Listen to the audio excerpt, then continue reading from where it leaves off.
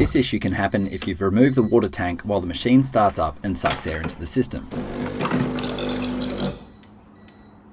First, try putting low pressure through the machine by switching to the hot water mode.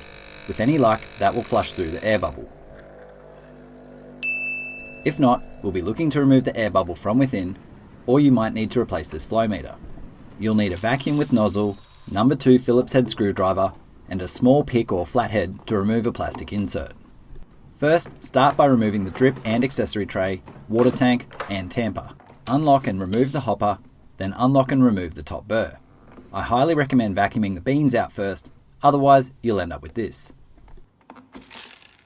The vacuum is a much better way to go. Use a small flathead or pick to remove the plastic insert covering the screw underneath the water tank. Then remove that Phillips head screw. Next, remove the 3 screws along the top. Optionally, you can remove the lid of the coffee machine, but this isn't necessary. There's a screw tucked up next to the magnet that holds the tamper in place, and a screw that is recessed quite a way inside next to the shower head. Remove the top from the rear first, as there is a hook that holds the front of the top in place. Next, remove 4 screws that are on each of the 4 feet. Each foot has 2 screws, but only one of them actually holds the base onto the machine.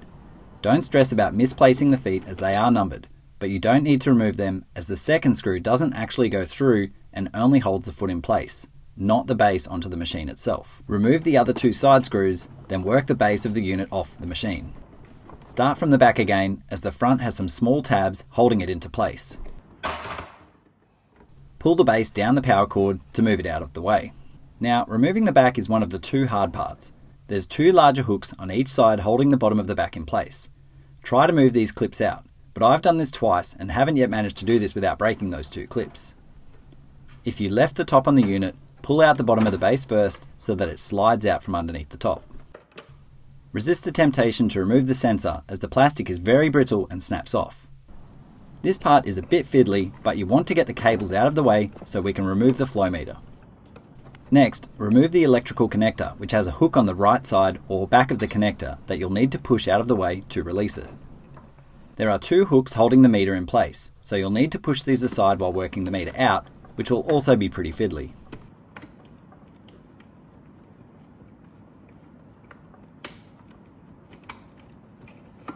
Once out, put something down to catch spilt water, then twist the top cap anti-clockwise to open it.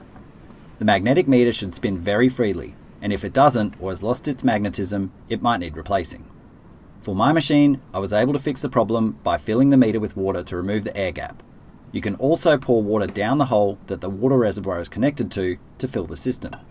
Reinstall the cap, rotating clockwise, and try not to spill all the water out. The meter is reinstalled with the 3-pin connector on the very right. This is also pretty fiddly as there are 2 legs of the meter that need to line up with holes in the machine. Losing your patience is a good time to superglue the 2 clips that were broken when removing the back.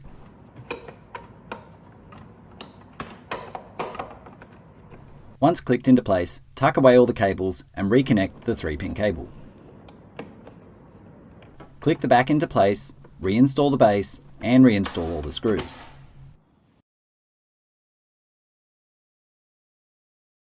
Don't forget to install the plastic insert before putting the water filter back on. Also, if your grind is down to 1 and you're still not extracting near 25 seconds, consider taking this opportunity to adjust the top burr lower for a finer grind.